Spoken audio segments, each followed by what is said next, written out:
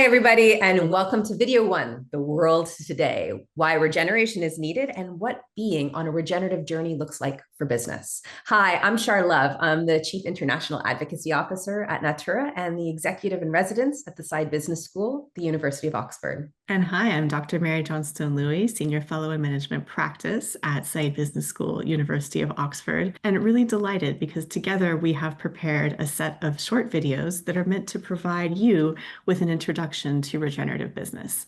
This content builds off work that we collaborated to present together in Sao Paulo for a group of very, very strong Natura leaders, and we're very much looking forward to bringing it to you. The themes we'll cover will really start with a regenerative mindset. We'll be thinking about how do we embrace a regenerative mindset and how do we go beyond sustainability, which is one of the most important questions that businesses are asking today. We'll look at how we build regenerative business models, how we support regenerative cultures, how we enable regeneration throughout our supply chains, and we'll look at measuring, managing, and reporting on regenerative impact, as well as advocating for systems change. All right, my friends, well, let's get going. Now, to start with, I want to share a word for you that I think can help guide us through these videos, and that word is heliotropy. Now, heliotropy is a word that actually comes from nature. It means to turn towards the sun, and it reflects the tendency for plants to grow in the direction of that beautiful sun in front of us. And I really love this word because it reminds me of a field of sunflowers, and that as the sort of sun crosses the sky, you see these sunflowers following it.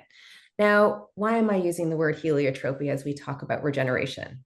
Well, not only is it a word that is inspired and comes from nature, but I actually think we as humans are not that different from our friends in the flora community. I think we as humans will also grow taller and stronger and faster when we are motivated by things that are full of light and warmth and positivity about what could be, the possibilities. So heliotropy is an important concept for us to hold on to when we're thinking about regeneration. Now, heliotropy in sunflowers reflects the journey towards the sun, but we also need to remember that sunflowers are rooted to the ground that it grow from. And this is important to keep in mind as well, because let's be honest, we need to be rooted to really what the science is telling us about what's happening in the world right now, both the social and the physical science. We also need to be really rooted to the urgency of the moment to take action. So this is a little bit of a both and. We must be both guided by this warmth and by this positive vision of what can happen, whilst also being really rooted to the soil that we're growing from. Now, when it comes to taking a look about what's happening in the world today, we really can see that there are some significant challenges in front of us. We know we're seeing huge temperature rises, and this graph actually shows you where those rises have been over a period of time. We're also seeing huge losses in biodiversity. You can see literally how that line has gone down in terms of how much biodiversity exists on the planet. And in addition to what's happening with our planet and nature, we also can see huge levels of inequality, a huge concentration in wealth amongst a few people. And of course, we also see the World Economic Forum, which every year creates this risk report.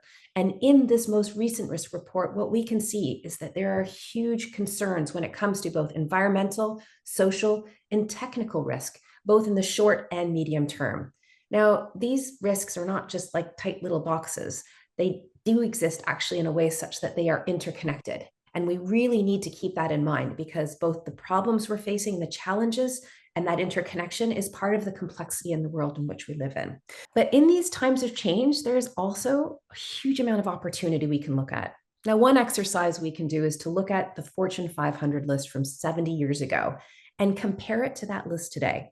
Now, there are 49 companies that are still on that list across that time period. And it's interesting to look at those that really survived and thrived through the period of change.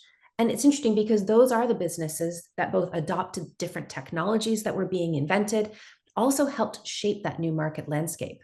And don't forget that although 451 companies dropped off this list over that period of time, they were replaced by new companies that really embraced the changes and found ways to soar. Now, I think the change we'll see in the next 70 years is going to be even more dramatic.